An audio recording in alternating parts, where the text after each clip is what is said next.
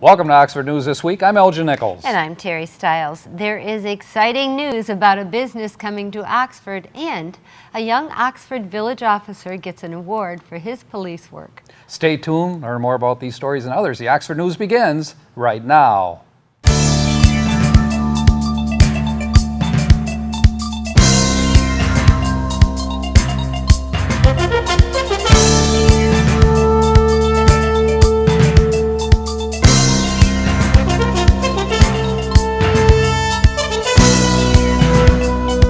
In case you were wondering what all the activity is about at the old C. Ray building, Lake Orion businessman Christian Mills is the reason for the changes going on.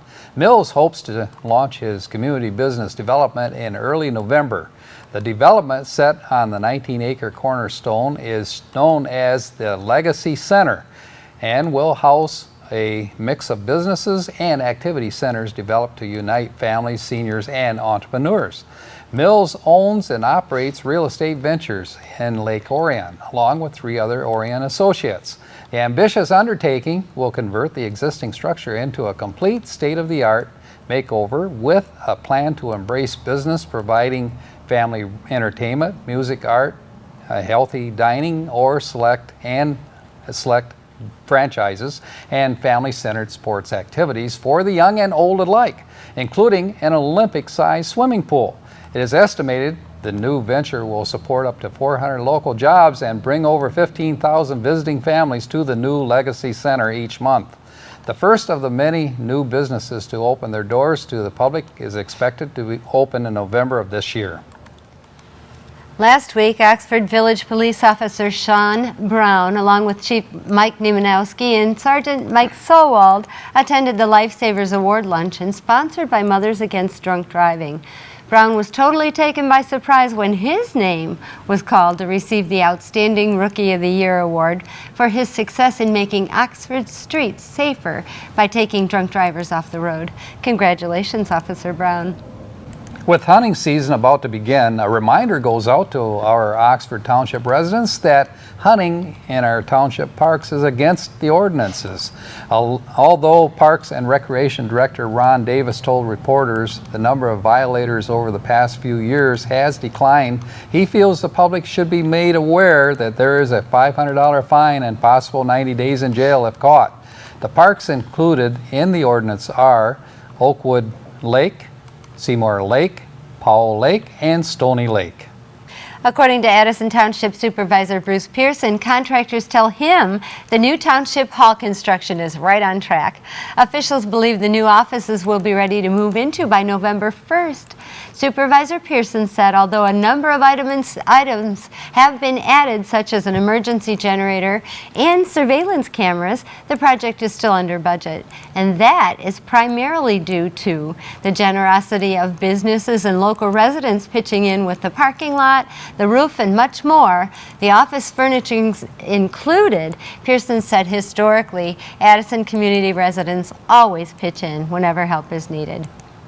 Oxford Township Planning Commissioner Jack Curtis was concerned about strict township ordinance policies that he would like addressed. I want to discuss some ordinances in our township at one of our meetings. I don't know if it's the EDSC meeting and we want to bring them forward, but we're being held to some pretty stringent ordinances in the ordinances like soil erosion. R1, 10-foot side setback. In SF2, you have a 50-foot side setback. And it's just a cost to the person building the home or building in that area that may not be required, but yet you have to do it. And some of the other ordinances are stormwater detention. There's a couple that I have, but we need to get a forum there and get a committee going and talk about them again. I think EDSC is a good one for that. Chairman Tom Bell said at an ordinance review subcommittee was already in the making. We're going to start an ordinance review subcommittee. It's under discussion with Supervisor Dunn right now. Mr. Berger has brought it to Deanna's attention. Brian is going to meet with Deanna tomorrow, correct? Mm-hmm. And Mr. Berger needs to give his, after that, Mr. Berger needs to give his opinion on how many meetings that's going to take so that he can give a cost to Deanna to take to Mr. Dunn. We will continue to follow the subcommittee progress. Well, it's hard to deny, fall is here, and with that comes many fall festivals around our area, so we thought we'd get you all in the fall festival mood by bringing you the second annual Metamora Harvest Horses and Hounds Festival and Parade. For those of you who missed our neighbors' activities, have a look and mark it on your calendar for next fall. Metamora Harvest Horses and Hounds. It is a marriage of everything that we have in Metamora. We've got the riders, equestrian, we have Western and English. We have the fox hunting, a lot of carriage riding and the Carriage Driving Association. This festival was supposed to combine for our community everything about it that makes it beautiful to live in Metamora.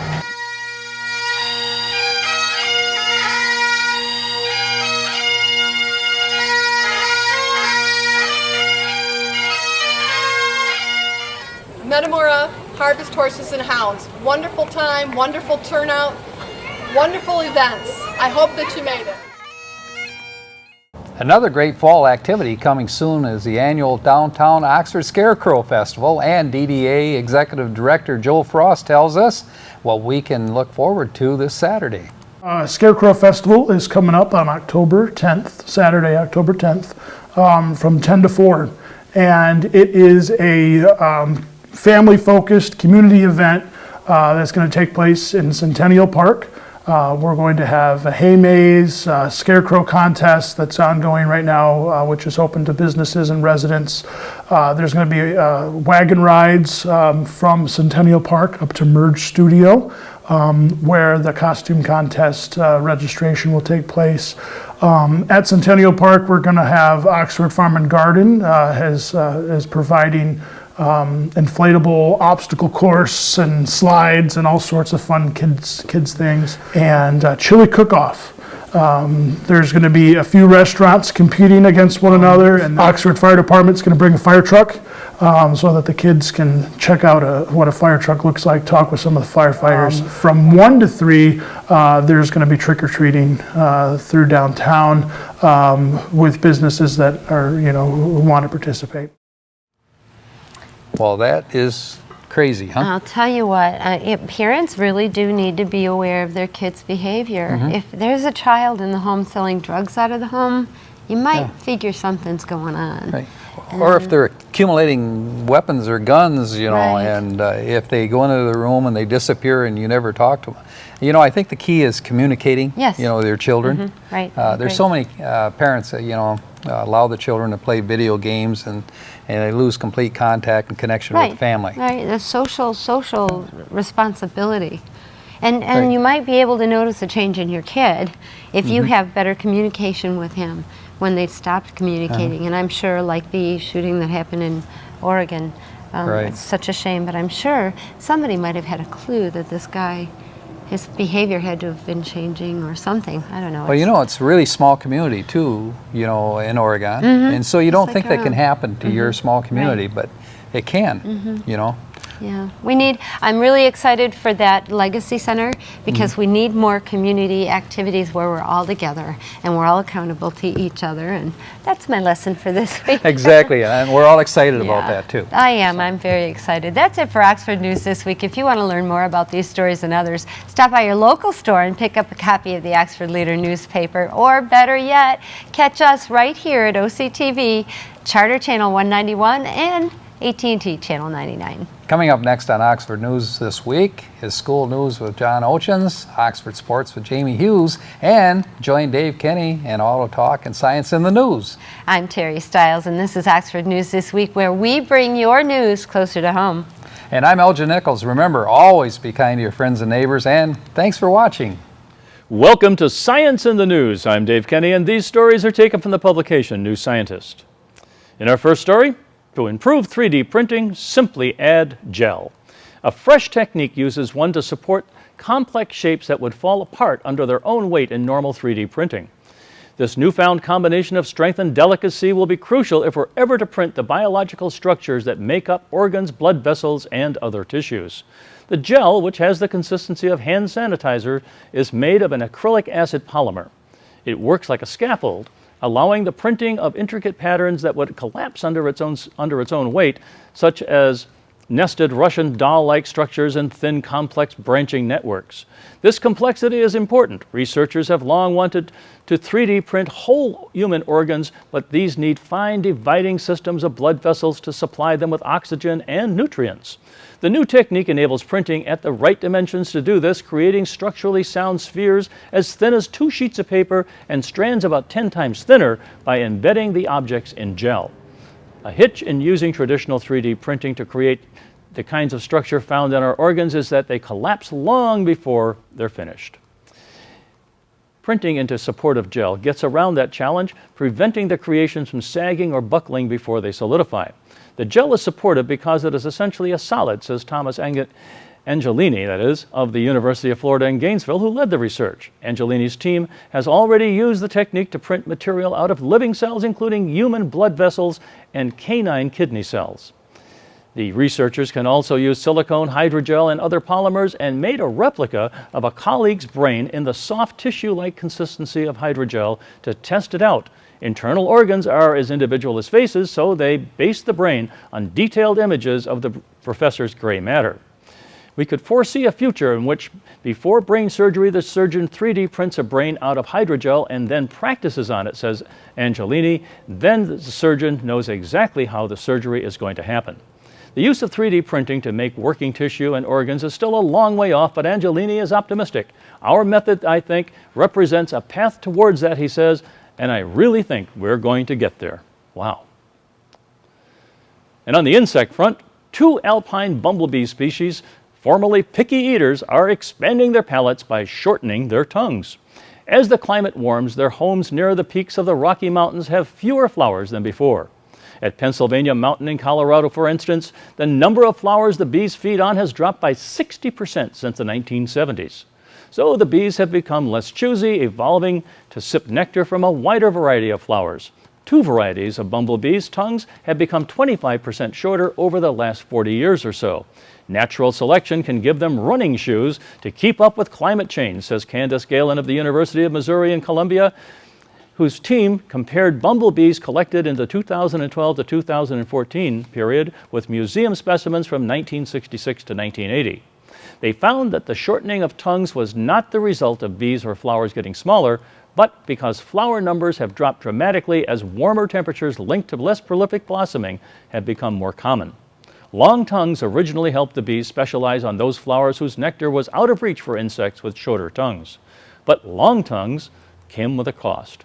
They take extra energy to grow and can be cumbersome for feeding on shorter flowers. Imagine you have a really long straw and you're trying to stick it into this really small cup, says Rebecca Irwin at North Carolina State University. In recent years, the bumblebees have had to rely more and more on these shorter flowers. The cost of sporting long tongues now seems to outweigh their benefits, so natural selection has favored bees with shorter tongues.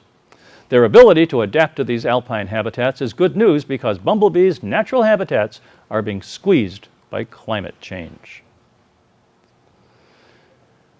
In our next story, now hear this. Anthropologists have estimated the hearing abilities of early hominins, reconstructing a human ancestor's sensory perception. Ralph Quam of Binghamton University in New York and his colleagues studied skulls and ear bones from Australopithecus africanus and Paranthropus robustus, 2 species that lived between 1 million and 3 million years ago, as well as modern humans and chimpanzees. Using CT scans of the bones, they built 3D reconstructions of the ears of each species. Then they fed a series of anatomical measurements into a computer to predict their hearing abilities. The results for humans and chimpanzees fitted well into the laboratory data, suggesting the model aligned well with real performance. For each species, they then estimated the frequency range they can hear best. Modern humans and chimpanzees performed similarly below 3 kilohertz, but humans have a better hearing than chimps in the 3 to 5 kilohertz range. The early hominins had a similar sensitive range to chimpanzees, but shifted slightly towards that of modern humans, so they have better hearing than chimps do in the 3 to 4 kilohertz sounds. Australopithecus and Paranthropus are not believed to have been capable of language, but they almost certainly communicated vocally as other primates do, said Quam. Quam thinks the shift in hearing sensitivity would have helped them communicate in open environments such as African savannas where human ancestors are thought to have evolved bipedalism. Whereas lower frequency, long-range calls work well in the rainforest, sound dissipates quickly in the savannas. Their auditory pattern would have been beneficial if they were moving out onto the savanna and engaging in short-range communication, Quam adds. Consonants are a distinctive feature of human language, and many, such as the T, K, F, and S sounds, are in the 3 to 5 kilohertz range. Being able to hear these frequencies might have been a precursor to the development of more sophisticated vocalizations. Quam is careful not to suggest that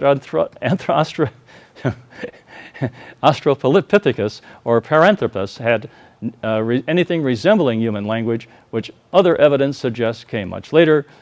And why didn't they have shorter words for these guys? Well, that's it for this edition of Science in the News. I'm Dave Kenny. Stay tuned to Oxford Community Television, and I'll be right back after this. I'm John Ochins, and welcome to the Oxford Wildcats School Update. It was time to give out awards for summer reading over at Oxford Elementary this week. Principal Jeff Brown and teacher Krista Rushlow brought the kids in for a special assembly to honor those who logged 1,000 hours or more of reading time. Student Janelle East is at the top of the list with over 8,000 hours. We asked her about that. I just really enjoy reading, so I guess it kind of just felt normal to read, because I normally do read over the summer, I just don't really keep track of it, so Any special kind of books that you like to read? No, I really like reading all books. It's just... All different kinds? History? I like history books. Novels? I like those too. You like novels? Well, congratulations. I think that's just wonderful. What a great habit to be in. Now, do you read the actual books or do you have a Kindle? I have a Kindle. I read that sometimes, and then sometimes I read the actual book. Krista Rushlow is in charge of the program. She tells us more. The program is called the Summer Reading Club, so it's a 1,000-minute summer reading club, and the purpose of it is to get kids to read over the summer so that they don't have the summer gap, they don't relapse and go back to their slide. We call it summer slide, where they go back in reading levels over the summer because they're not practicing. And so I think this is like the 12th or 13th year that we've been doing it, and in order to participate, all the kids have to do is read and keep track of the minutes that they spend reading. They can read on their own, out loud, listen to someone else reading to them. They can read any type of book, comic books, reading on their Kindles, anything. So you're giving out awards for their participation. Tell me a little bit about that. So they keep track of it all summer long, turn in their sheet to their teacher in the fall, and they get invited to celebrate with us today. And so they get caramels and apple dip and a certificate, and they get to pick out a free book, and they get gym time. Oxford Middle School teacher Krista Rushlow. So, how old were you when you started learning a second language? Would you believe we have kids learning Spanish and Chinese in preschool? This is part of the Great Start Readiness Program, and it happens at a number of our preschool locations. Pat Mueller from Early Childhood explains. Yes, in fact, we have spaces in our Leonard program. We have up to 4 children that can attend. They can attend at no cost. They qualify. They have to be going to kindergarten the next year. Pat tells us more about the program. One of the most interesting ways that OELC teaches foreign language is an authentic way. That means that while children are playing and doing their work, they are also learning how to use words in Spanish and in English. You can see when she's talking about more, she uses the word más. That helps children to know what more is in English and más is in Spanish. GSRP Spanish teacher Debbie Pruitt explains the rationale. I think that research is finding that children can learn languages at a very early age. In fact, infants up until about 6 months old, they are able to hear languages from almost every other culture. And actually hear those sounds and make sense of it, and then it's after that that they begin to differentiate into languages. So, and then they're also finding that children can pick up authentic accents under the age of 7. So they really pick up languages really fast. So how do you teach such young kids such a difficult subject? It's more of using authentic language. It's language that they're already familiar with. So they're already familiar with coming into the classroom and saying hello. They're already familiar with phrases such as how are you. So what we do is we just go ahead and say, instead of saying hello, we'll say hola, and then we'll say ¿Cómo estás? And then in the classroom we'll start expecting them to answer in Spanish. So for right now, like what I have visuals with the Spanish word under it. So for example, we had a chart yesterday, and our question of the day was ¿Cómo estás? And then what they had to do, they had to answer that using their letter link to go under the graph. So on the graph there was feliz, which is happy, there was triste, which is sad, and then the other one was tengo sueño, because we had a few kids who were tired. So when they would answer, we would answer them in Spanish. One of the students gets a little help at home as well. Well, my dad helps me in español. Your dad helps you in español también? Español. Fernando. ¿Hablas en español en tu casa? Sí. ¿Sí? ¿Hablas ¿Qué estás haciendo? No, I want to give it to my mamá. I want to give it to my sister. No me dejan. Here's a Spanish word we all know.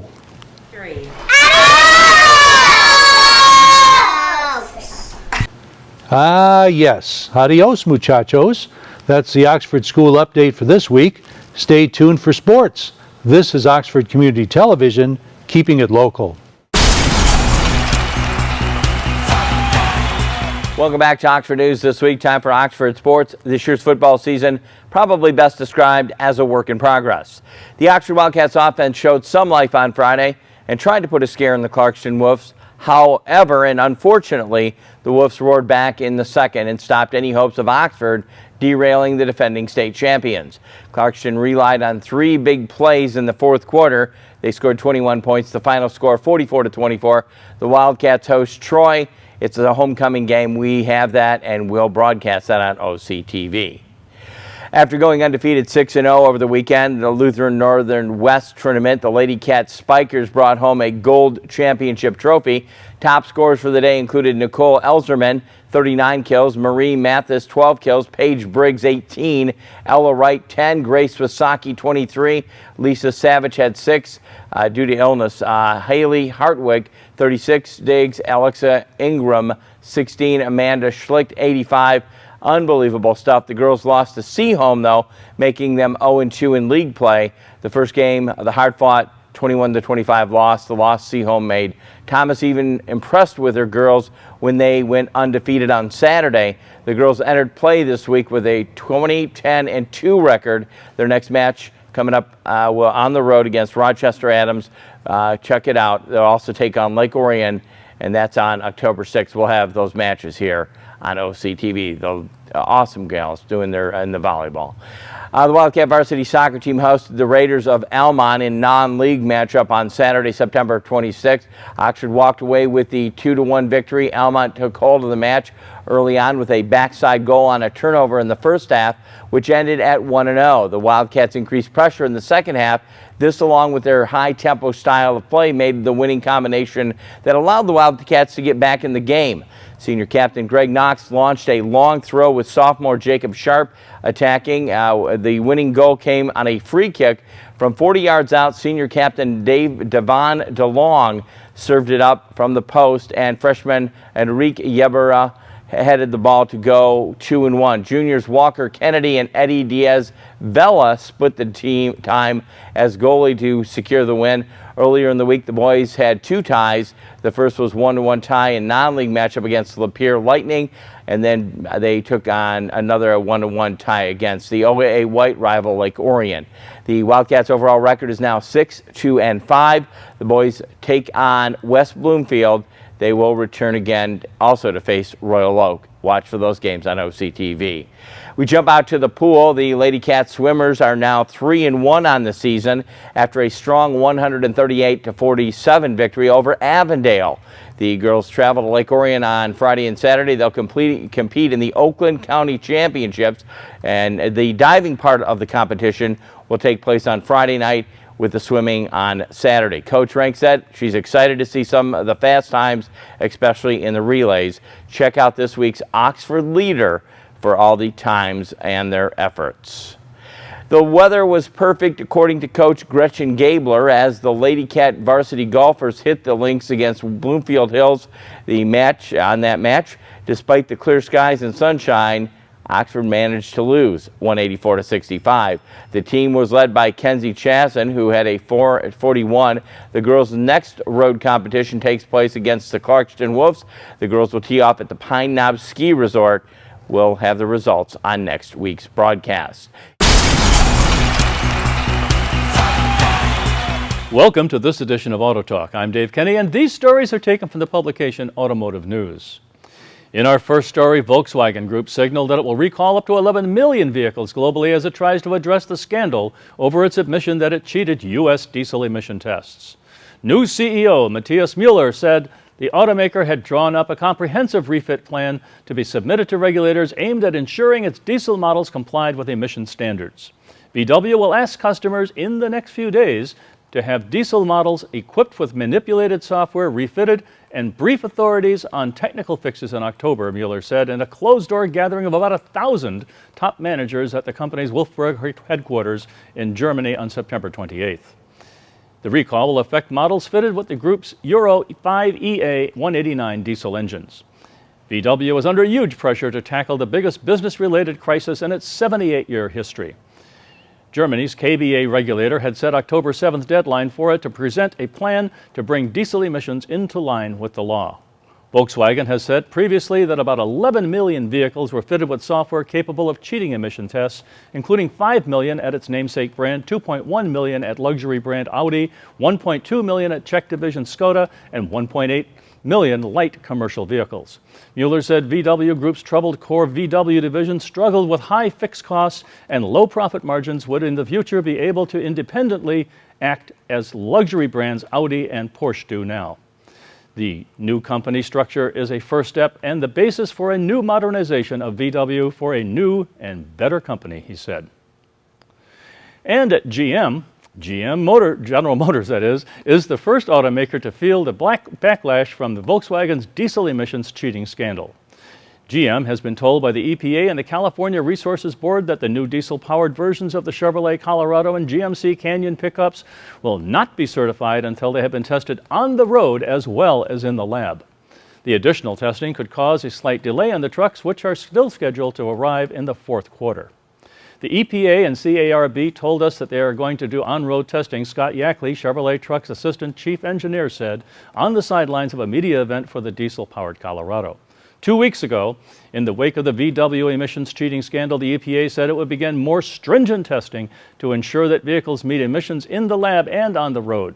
It's not clear if the EPA test will be done with CARB or separately. The four-cylinder diesel engine GM slated for the Colorado and Canyon has been used in global markets without some of the emission equipment required in U.S. sales. That includes the selective catalytic reduction system that periodically sprays urea fluid into the exhaust system. Yackley said GM engineers have conducted extensive lab and road tests and are confident that the trucks will pass the additional testing. And on the recall front, Hyundai Motor Company said it would recall 470,000 Sonata sedans in the United States to replace faulty engine parts, according to documents filed with the National Highway Traffic Safety Administration. Hyundai Motor America is recalling the model year 2011 to 2012 cars as certain metallic debris may not have been fully removed when engine crankshafts were being manufactured, according to the documents. The car maker said the debris could cause connecting rod damage, leading to possible engine failure and increasing the risk of a crash. However, there have been no reports of accidents or injuries attributed to this condition so far.